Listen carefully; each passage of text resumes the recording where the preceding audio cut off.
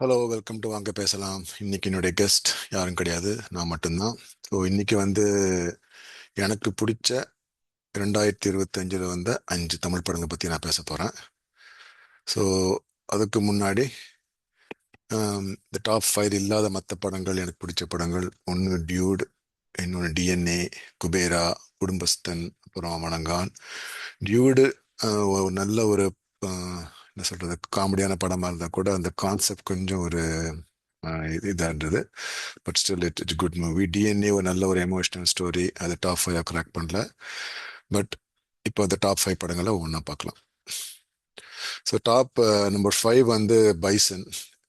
எனக்கு ஏன்னா வந்து ஒரு நல்ல படம், நல்ல ஒரு ரியல் லைஃப் ஸ்டோரி எடுத்து அதில் ஒரு கதையை பண்ணி,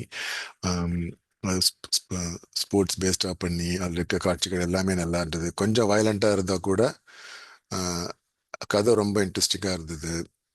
அவங்க ஆக்டிங் ரொம்ப இந்த துருவிக்ரம், அவங்க அக்கா வரவங்க, எங்க எல்லாருமே நல்ல ஆக்டிங். பசுபதி எல்லாருமே அருமையான ஒரு ஆக்டிங்.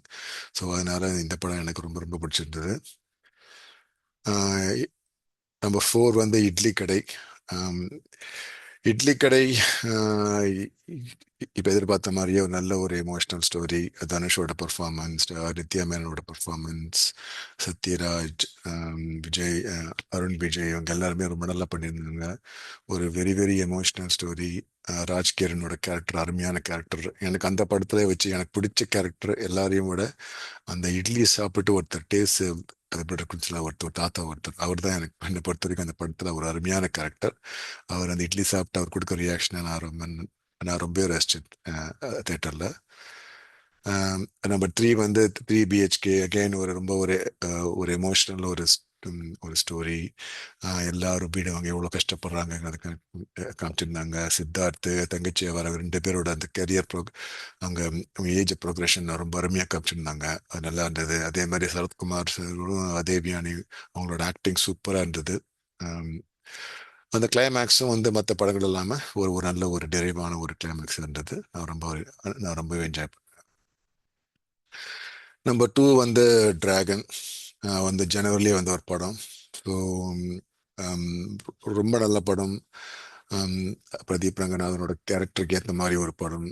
ஆம், அதனால நம்ம வாழ்க்கையில் நம்ம எப்படி நம்ம போய் சொல்லக்கூடாது, எப்படி ஏமாற்றக்கூடாதுங்கிறத அப்ரூவ் பண்ணுற ஒரு படம். இந்த படத்துல வந்து எனக்கு எல்லாரையும் விட அந்த பிரதீப் ரங்கனோட அப்பா கேரக்டர் நான் ரொம்ப ரசித்தேன். கடைசியில் அவங்க அப்பா சொல்கிற அந்த வார்த்தை ரொம்ப நல்ல வார்த்தை. நீ தோத்தாலும் பரவாயில்ல, இன்னொருத்தர் கூட இப்படி நினைச்ச பார்த்தியா, இப்படிக்க மீன் அதுவே போதும்பான்னு சொல்றது ரொம்ப நல்லா இருந்தது. பிரின்சிபலாக வர அந்த மிஷ்கினோட கேரக்டர் ரொம்ப ரொம்ப இன்ட்ரெஸ்டிங் கேரக்டர். அவர் அந்த பையனோட ஃபீலிங்ஸை புரிஞ்சு, அவனோட நிலைமையை புரிஞ்சு, கடைசியில் அவரே வந்து அவருக்கு மாமனாராக வர ட்ரை பண்ணுறது ரொம்ப நல்லா இருந்தது. இது நம்பர் 2. ஃபைனலாக நம்பர் 1 வந்து இது ஒன்றும் பெரிய சர்ப்ரைஸ் கிடையாது. இந்த வருஷத்துலேயே வந்து பெஸ்ட் படம் டூரிஸ்ட் ஃபேமிலி. கெயின் ஒரு ஃபேமிலி ட்ராமா, நல்ல ஒரு ஸ்ட்ராங்கான ஒரு சப்ஜெக்டை நல்ல ஒரு காமெடியாக ரொம்ப ரொம்ப அழகாக சொல்லியிருந்தாங்க. அந்த டைரக்டரும் ஒரு நல்ல ரோல் ஒன்று பண்ணியிருந்தாரு. சிம்ரன், சசிகுமார், அவங்க பையன், அந்த 2 பசங்க, அது அந்த சின்ன பையன் அந்த டான்ஸ் ஆடுற சீன் தான் அல்டிமேட் சீனு. அது ரொம்பவே நல்லா இருந்தது. ஆக்சுவலி எல்லாருடைய அந்த ஃபேமிலி, அந்த ஃப்ரெண்டாக வர இவர் பாஸ்கர் கேரக்டரு, அந்த ஏத்தாப்புல அந்த பேரா வர சார்லியும் அவங்க ஒய்ஃபும், அது ஒரு நல்ல கேரக்டரு.